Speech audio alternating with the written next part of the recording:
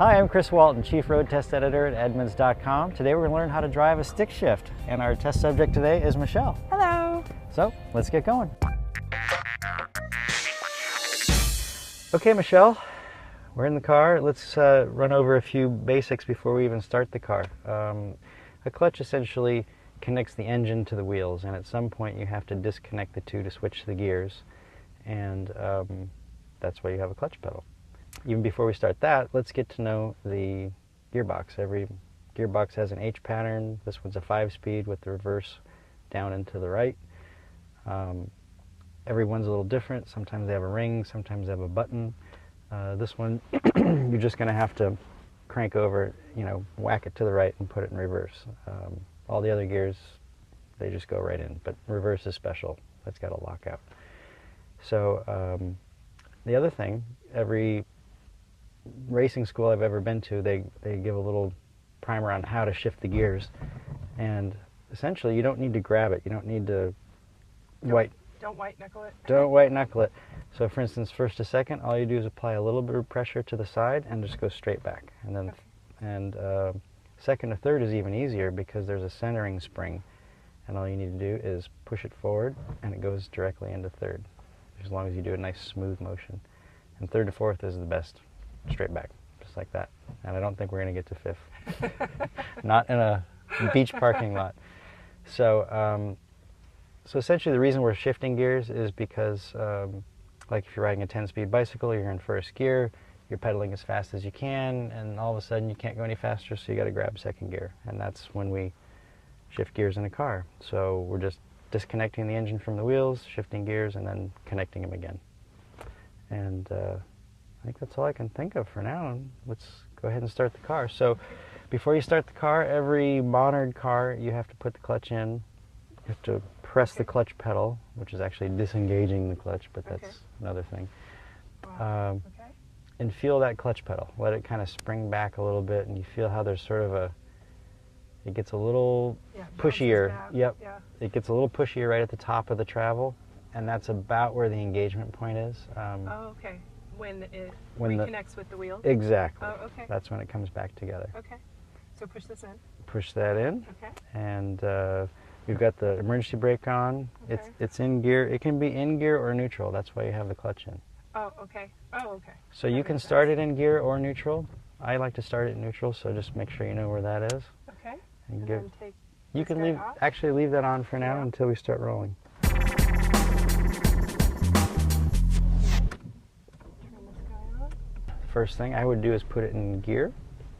Put it in gear. Put it in gear.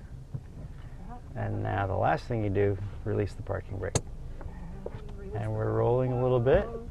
There you go. You can always use the regular brake pedal.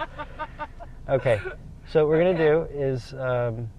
that's just because we're on a downhill? We're on a slight incline, which is a challenge. A little bit of a challenge. It's not very great. So we're going to rev the engine up to about 1,500, 2,000 RPM and slowly let the clutch pedal out. You'll feel that engagement point. Whoa. Oops, a little too high. Yeah, no, not so much. Huh? Not so much. There you go. Whoa. There you go. You got it. All right. First try. Everyone has whiplash. No, that was good. And then before you come to a stop, you go ahead and put the clutch in before you come to a stop. So let's try first gear again. So put the clutch in and then go to the brake. Okay. There you go. All right. And that's essentially like a car with automatic.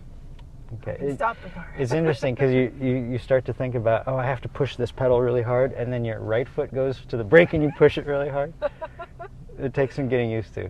Oh, your right foot is just like driving automatic. All it does is go gas and brake, gas and brake. You're good. Yep. Okay. Until we get to do heel towing. That's part 3. Oh dear. Yeah, like a race car driver. I'll just wait till we get to that part. Keep that out of my head. Yep. All right, so let's try first gear again. Okay. So you're in gear. First. Okay. And then take the foot off about up to 1,500, 2,000. Stop there. Okay, there we go. Good. You're getting this first gear thing down great. Oh, well, if all I have to do is little donuts in the parking lot, I am golden. All right, let's do another practice stop. Okay. So put the clutch in before you go to the brake. Okay, put the clutch in and then You go to the brake. Without slamming on the brake. There you go. Okay. Good. But I can see the urge to want to hit that brake really hard. Yeah. My left foot has to put so much pressure on there. It's like, don't do that. Don't do that. Okay. So, you ready to try second gear? Sure. So here's the trick, shifting gears. You move the shifter and the clutch pedal at exactly the same time. You don't have to go clutch, shift, Oh, because I'm out. already moving? Right. Okay. Well, and the thing is, when you're moving the shifter, it's not in any gear in particular, and you want to sort of time that at the same time. Okay. So you're disengaging the engine from the wheels while you're moving the gear. You don't have to disengage them first, and then move the gear, and then let them back together.